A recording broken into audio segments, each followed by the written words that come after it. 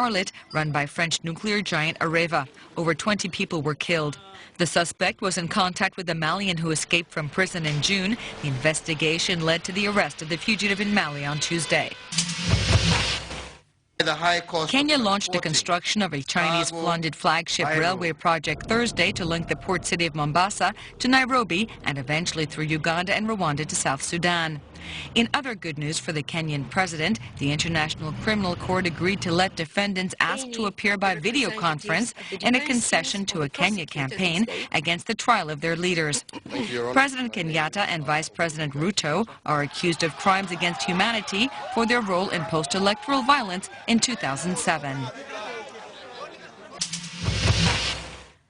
Joseph Kabila, president of the Democratic Republic of Congo, toured the very unstable eastern part of the country, where several armed groups are leading a bloody insurgency.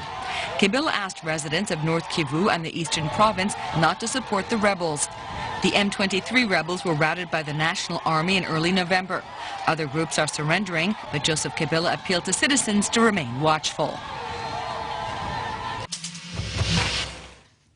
A French judge got the green light from Algeria to conduct autopsies on the skulls of 7 French monks who were abducted in 1996 and beheaded there.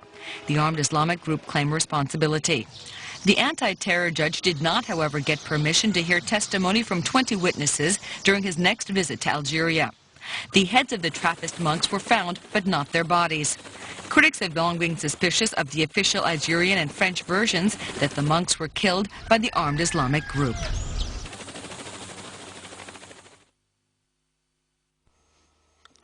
The United Nations High Commission for Refugees have revealed that more than 2 million Syrians have fled the battle for supremacy in Damascus. The refugees, most of whom are children, according to the report, continue to suffer from malnutrition and has created a lost generation in Syria. CNN's Mohammed Jamjoon has their story. You can hear the blasts, but these Syrian children unfazed. As some ride bikes playfully past storefronts, both shuttered and scarred, others calmly describe what they've seen. Once I saw a head fly by, says one. The first time we were afraid, says another boy. Now we're used to it. Then a huge explosion nearby.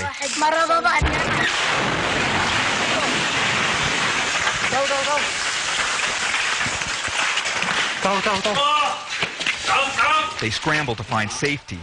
They're unharmed, at least not physically harmed. Later, one boy is asked if anyone taught him to dive to the ground the way he did. No, all by myself, he states proudly. Like so many other Syrian children, they learn about life and death far too soon, and all on their own. Countless futures have been destroyed. The circumstances so dire there are now well more than 1 million child refugees. It's why the UN is sounding the alarm, releasing a new report urging the world to act in order to save, quote, traumatized, isolated, and suffering Syrian children from catastrophe. Close to 400,000 of them now live in neighboring Lebanon, if you can call this living. Huddling in the Bekaa Valley's makeshift camps, playing in Sidon's half-built schools, surviving wherever and however they can. The alienation and agony apparent. You see their suffering throughout the streets of the capital as well. I'm in the heart of Beirut's commercial district. In the past 4 blocks that I've walked, I've come across 10 Syrian children, all under the age of 7, begging alongside their mothers. Then there are the children trying to support their families. Many shine shoes. Several, like 12-year-old Ali, sell tissues. He tells me his home in Idlib was destroyed, that he's been in Lebanon for all of 3 days, that he, his mother, and sister have no other choice. I ask if he can go to school here. How am I going to go to school, he shoots back. Later, with startling directness, he says, I have to work. I have to make money. If I don't, how are we going to make it? Life doesn't get much harsher. And it's clear devastation comes in many forms for what is rapidly becoming a lost generation. Mohammed Jamjoon, CNN, Beirut. We now take our second break.